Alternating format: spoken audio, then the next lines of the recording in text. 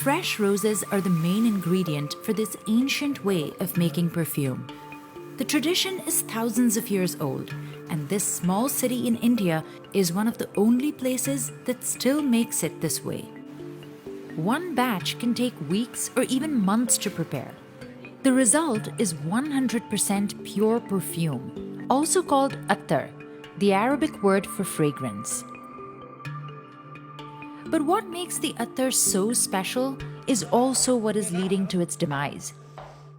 The time-consuming process is hard to sustain. We visited India's perfume capital, Kannauj, to see how this craft is still standing. Workers gather roses in these fields near Kannauj and deliver them to distilleries while they're still fresh. This one is over 100 years old. It's owned by M.L. Ramnarayan Perfumers. There is no electricity and no industrial machinery here. Workers have already prepped these copper containers or degs, filling them with just the right amount of water, about 80 kilos. सबसे मुश्किल तो यही चीज़ है कि हमको कितना पानी लेना है. सबसे मुश्किल यही चीज़ होती है, हर आदमी अंदाज नहीं लगा पाता है.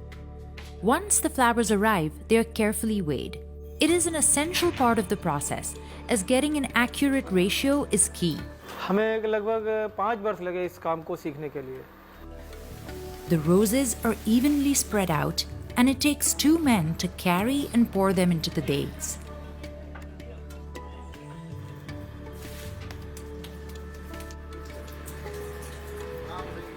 As the petals begin to seep in the water, a craftsman seals the container rim with a mixture of clay and cotton. They then light firewood inside an earthen oven called a bhatti, and the alchemy begins. The heat boils the water and flowers until they emit steam. It condenses as it travels through this hollow bamboo pipe or changa. That connects to the bhabka, a smaller container filled with sandalwood oil that forms the base of attar. ये लोग भपके जोड़ रहे हैं और ये जिसे पट्टी ढीली हो जाती है इसे टाइट बनी रहे तो ये भपके जो है मतलब पानी जो है बफा ना जाए. This is where every last drop of fragrant water will gather over 6 hours. In the meantime, workers constantly check the temperatures of the different vessels, using their hands and years of experience instead of thermometers. They monitor the fire to make sure the degs are warm enough to create steam, but not too much, otherwise it can destroy the scent. They also have to make sure the bhabka stays cool enough to turn the steam back into liquid. This is a job which requires a lot of patience, it requires a lot of time and effort. The input has to be good to get great outcomes. So every stage of our process has to be given a lot of focus and to be done with a lot of concentration, and any slip off can have negative results. And the result is the all natural attar, free from any alcohol or artificial chemicals, with a scent that can linger for days. Here, they make over 15 different kinds of oils. But one of their most prized is mitti attar, literally meaning earth perfume. When, let's say, there is rain on dry, parched earth, and the smell, the sweet, soothing smell that one gets. So that's the smell that you can expect from attar mitti. To recreate the smell of earth, they use old clay pots that were used for spices or tea. They crush the pots and add them to the water just as they did with the roses. But while rose attar is made in a day, others can take weeks or even months to produce. They are distilled and redistilled till the smell is potent enough. The last step is the bottling process. It's also old school. Using a funnel and a bucket, every tiny bottle is filled by hand. Expensive attars can sell for 10,000 Indian rupees or $135. And that's the price for just 2 teaspoons of it.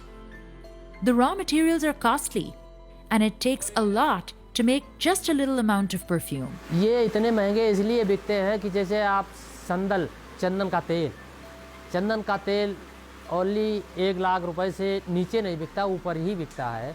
तो हम इस पे फूल लगाएंगे 50 रुपए kilo या 200-250 रुपए kilo वाला, तो ऑटोमेटिक उसका रेंज बढ़ जाएगा। Kannauj has been known to produce attar for at least 400 years. As a matter of fact, Kannauj has got the geographical indication for an attar. So, technically, an attar can only be from Kannauj.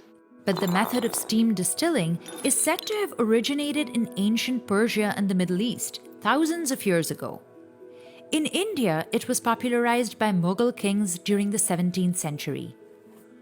But these days, young brand-conscious Indians mostly use Western perfumes. As a result, in the last 20 years, 80% of India's traditional distilleries have closed down, and the people of Kannauj have felt the decline.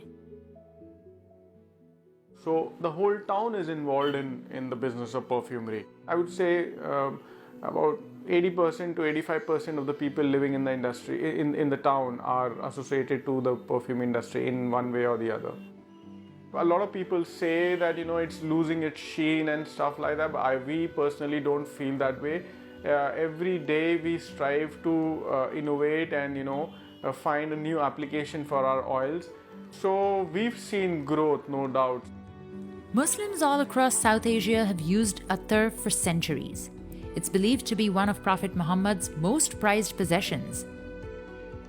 तो हमारे दादा, हमारे daddy सब बहुत शुरू से लगाते हुए आ रहे हैं।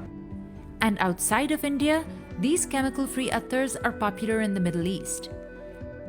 European fragrance houses have also been importing attar to use it as an ingredient in their modern perfumes, breathing new life into an ancient industry.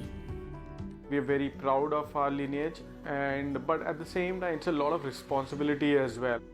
When you have to maintain and sustain certain standards, then that becomes difficult. It makes us proud to carry forward a legacy of 5 generations. After all, recreating the smell of rain on earth is no small legacy.